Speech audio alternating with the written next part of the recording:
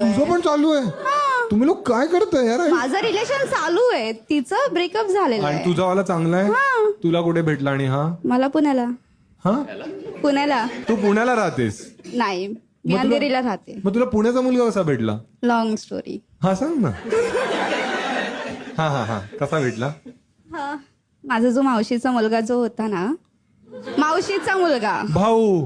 हा भाऊ लागतो तो. मला आवडायचा तो. काय